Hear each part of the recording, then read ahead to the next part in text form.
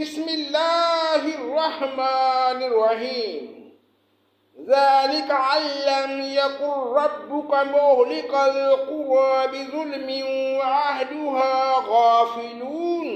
اللہ کے نام سے شروع جو بڑا مہربان نہایت رحم کرنے والا ہے۔ اس وجہ سے کہ آپ کا رب کسی بستی والوں کو کفر کے سبب ایسی حالت میں ہلاک نہیں کرتا کہ اس بستی کے رہنے والے بے خبر ہوں۔ وَلِكُلٍّ دَرَجَاتٌ مِّمَّا عَمِلُوا وَمَا رَبُّكَ بِغَافِلٍ عَمَّا يَعْمَلُونَ۔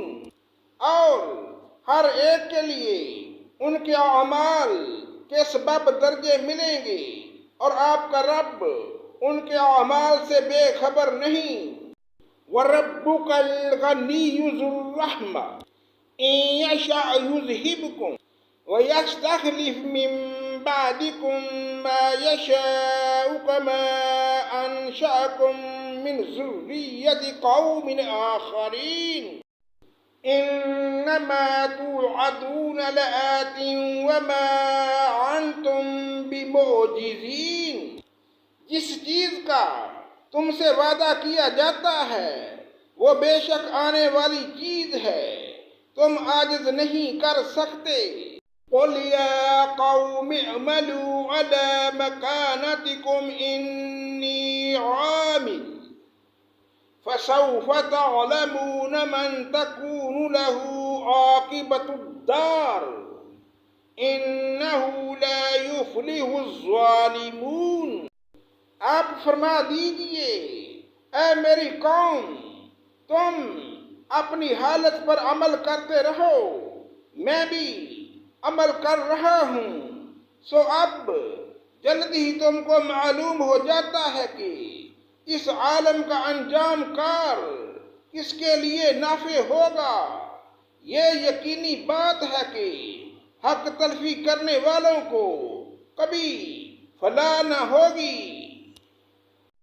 وَجَعَلُوا لِلَّهِ مِمَّا زَرَعَ مِنَ الْحَرْثِ وَالْأَنْعَامِ نَصِيبًا فَقَالُوا هَٰذَا لِلَّهِ بِزَعْمِهِمْ وَهَٰذَا لِشُرَكَائِنَا فَمَا كَانَ لِشُرَكَائِهِمْ فَلَا يَصِلُ إِلَى اللَّهِ وَمَا كَانَ لِلَّهِ فَهُوَ يَصِلُ إِلَى شُرَكَائِهِمْ سَاءَ مَا يَحْكُمُونَ۔ اور اللہ تعالیٰ نے جو کھیتی اور مویشی پیدا کیے ہیں ان لوگوں نے ان میں سے کچھ حصہ اللہ کا مقرر کیا اور خود کہتے ہیں کہ یہ تو اللہ کا ہے اور یہ ہمارے معبودوں کا ہے، پھر جو چیز ان کے معبودوں کی ہوتی ہے وہ تو اللہ کی طرف نہیں پہنچتی، اور جو چیز اللہ کی ہوتی ہے وہ ان کے معبودوں کی طرف پہنچ جاتی ہے۔ کیا برا فیصلہ وہ کرتے ہیں۔ وَكَذَلِكَ زَيَّنَ لِكَثِيرٍ مِّنَ الْمُشْرِكِينَ قَتْلَ أَوْلَادِهِمْ شُرَكَاؤُهُمْ لِيُرْدُوهُمْ لِيَلْبِسُوا عَلَيْهِمْ دِينَهُمْ وَلَوْ شَاءَ اللَّهُ مَا فَعَلُوهُ فَذَرْهُمْ وَمَا يَفْتَرُونَ۔ اور اسی طرح بہت سے مشرکین کے خیال میں ان کے معبودوں نے ان کی اولاد کے قتل کرنے کو مستحسن بنا رکھا ہے تاکہ وہ ان کو برباد نہ کریں اور تاکہ ان کے دین کو ان پر مشتبہ کر دیں، اور اگر اللہ کو منظور ہوتا تو ایسا کام نہ کرتے، تو آپ نے ان کو اور جو کچھ غلط باتیں بنا رہے ہیں یوں ہی رہنے دیجئے۔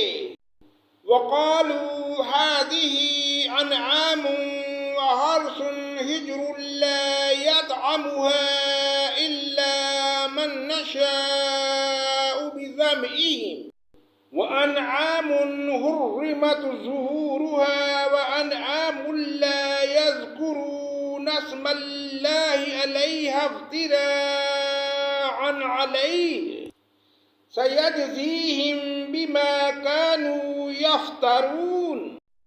اور وہ اپنے خیال پر یہ بھی کہتے ہیں یہ کچھ مویشی ہیں اور کچھ کھیت میں جن کا استعمال ہر شخص کو جائز نہیں، ان کو کوئی نہیں کھا سکتا سوائے ان کے جن کو ہم چاہیں، اور مویشی ہیں جن پر سواری یا بار برداری حرام کر دی گئی، اور کچھ مویشی ہیں جن پر لوگ اللہ تعالیٰ کا نام نہیں لیتے، محض اللہ پر بہتان باندھنے کے طور پر۔ ابھی اللہ تعالیٰ ان کے افطرا کی سزا دیے دیتا ہے۔ وَقَالُوا مَا فِي بُطُونِ هَذِهِ الْأَنْعَامِ خَالِصَةٌ لِذُكُورِنَا وَمُحَرَّمٌ عَلَىٰ أَزْوَاجِنَا وَإِن يَكُن مَيْتَةً فَهُمْ فِيهِ شُرَكَاءُ سَيَجْزِيهِمْ وَصْفَهُمْ إِنَّهُ حَكِيمٌ عَلِيمٌ۔ اور وہ کہتے ہیں کہ جو چیز مویشی کے پیٹ میں ہے وہ خالص ہمارے مردوں کے لیے ہے اور ہماری عورتوں پر حرام ہے، اور اگر وہ مردہ ہے تو اس میں سب برابر ہیں۔ ابھی اللہ ان کی غلط بیانی کی سزا دیے دیتا ہے، بلا شبہ وہ حکمت والا اور بڑا علم والا ہے۔ قد خسر الذين قتلوا أولادهم سفعا بغير علم وحرموا ما رزقهم الله افتراء على الله